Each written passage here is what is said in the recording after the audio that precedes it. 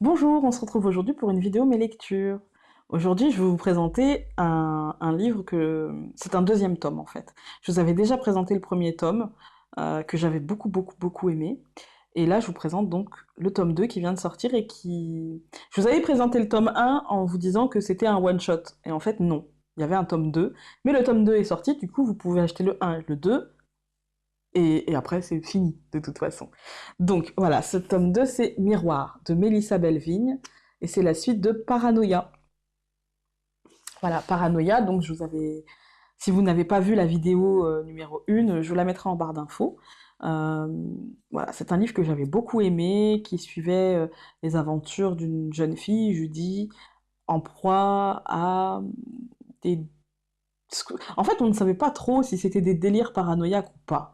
On ne savait pas trop si elle avait peut-être une capacité, avoir une âme qui n'était pas là. Enfin, voilà, c'était très compliqué. Elle avait eu beaucoup de péripéties et on avait arrêté de la suivre au moment où elle a couché. De qui, pourquoi, voilà. Je vous laisse lire déjà regarder la vidéo, la première vidéo, et je vous laisse lire le tome 1. Donc le tome 2, je vais vous lire la quatrième de couve, et puis après je vous donnerai mon avis. Donc, qui est vraiment Judy Desforêts? Une jeune femme assiégée par la paranoïa et des hallucinations, telle qu'elle en a perdu la raison jusqu'à vouloir se tuer? Est-elle victime d'un vaste complot ou bien une manipulatrice au discernement hors pair? Qu'est-ce qui a pu pousser Lisa, psychiatre renommée, à baisser sa garde face à cette patiente délirante? Aurait-elle manqué d'objectivité et de professionnalisme? Lisa n'a plus aucune certitude sur ses conclusions. Apparaît subitement à Viriez un certain Halloween Andrews. Il ressemble en tout point à l'ami imaginaire qu'a décrit Judy. Le jeune homme dit la connaître, être amoureux d'elle, vouloir la revoir. Mais de nombreux doutes planent à son sujet, faisant de lui un suspect idéal. En fait, donc on reprend, Judy a accouché, voilà. Judy est à l'hôpital, et Judy va être transférée en hôpital psychiatrique. Voilà. D'où elle sort, de toute façon. Judy est en train de se faire soigner. Mais ce qui est intéressant, c'est qu'on ne suit pas... Alors, on ne fait plus de focus sur Judy. Bien sûr, on en parle.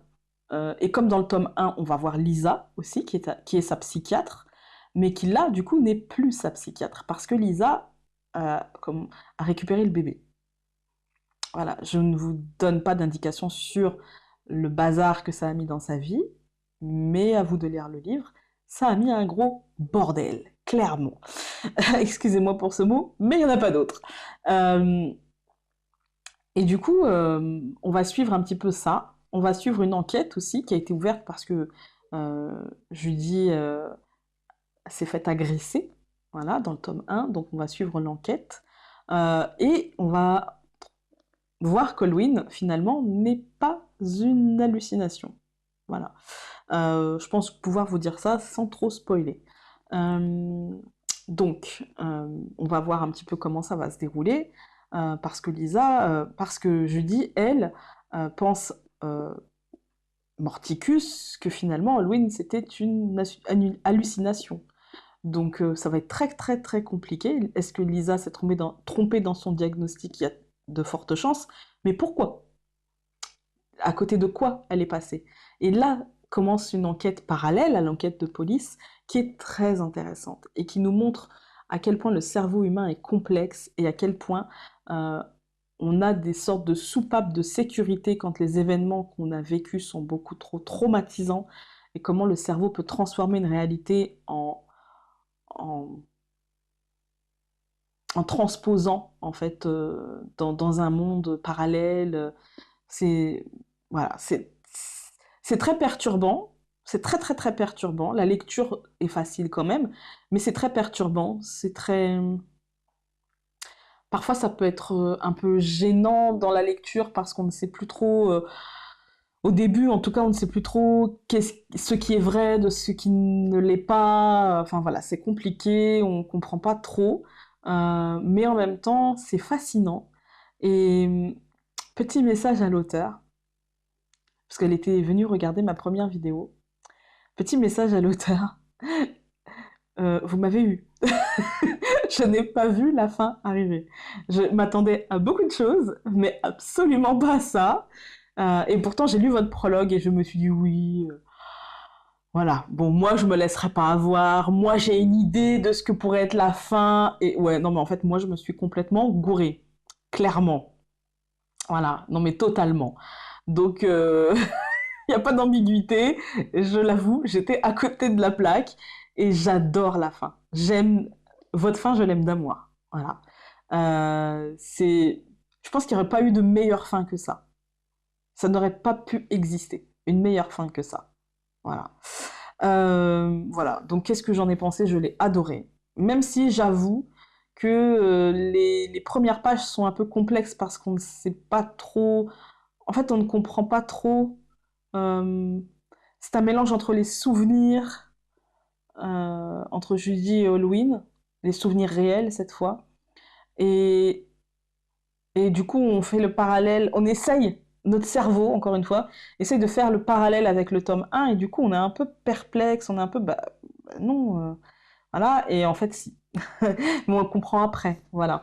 Donc, une fois ces premières pages, mais quand je vous dis ces premières pages, c'est moins de, franchement, moins de 50 pages, quoi. Moins de 50 pages, et il y a euh, pas loin de 400 pages, donc bon, c'est pas gênant non plus. On tombe très vite accro quand même. On veut très vite. En fait, on veut toujours savoir où ça va nous mener. Où ça va nous mener.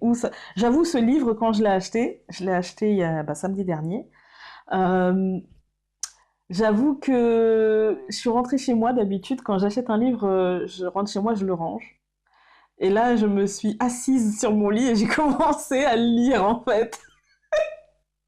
Et j'ai arrêté la lecture que j'étais en train de faire, hein, pour lire celui-ci. Voilà, parce que il m'avait intrigué le tome 1 et là celui-là il m'a intrigué. Mais là la fin, elle est juste parfaite. Franchement, vous n'allez pas être déçu, vous n'allez et en fait, on s'aperçoit que tout ça je peux pas vous dire comment, mais tout ça c'est une boucle. Voilà, c'est magnifiquement bouclé. Voilà, j'ai envie de vous dire, il n'y avait pas je l'ai déjà dit, mais il n'y avait pas de meilleure fin à mon sens possible quand on y réfléchit, c'est le top. Voilà. Alors, est-ce qu'il fait peur? Pas du tout. La facilité de lecture, je veux dire, si on met à part, on va dire, les 50 premières pages, parce que on sort du tome 1 et que, évidemment, c'est compliqué quand on sort d'un tome et qu'on en entame, puis c'est tellement étrange, c'est dans un univers tellement... Il y a vraiment une patte particulière à cet environnement et j'aime beaucoup. C'est très, très psychologique, voilà. Et du coup, moi j'aime bien, hein, voilà.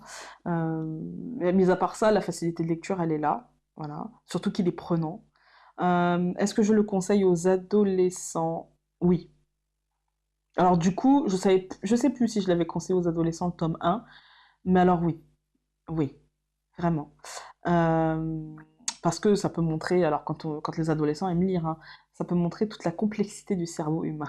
Et en termes de notes, je lui mets 4 sur 5. Parce que vraiment, c'est un... Après, je suis dure, hein. Je suis dure avec les bouquins parce que j'en lis beaucoup et que je suis exigeante. Voilà, mais je lui mets 4 sur 5 malgré qu'il soit rangé dans la littérature jeunesse.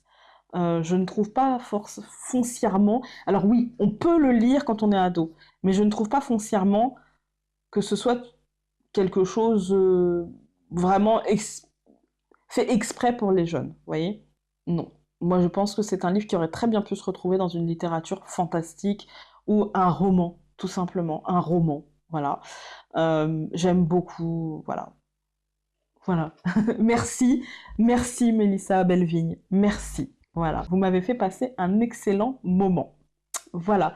Donc, est-ce que je vous conseille de l'acheter? Alors oui, mais le 1 et le 2, parce que du coup, vous pourrez lire les deux coup sur coup, on va dire. Voilà. Le prix du livre, bon, par contre, il est un peu cher, il est à 17 €, mais je pense que vous pouvez trouver le tome 1 en occasion sur Amazon, moins cher, et du coup, le tome 2, peut-être d'ici un mois aussi, en occasion sur Amazon, hein. Sur ce, je vais vous laisser.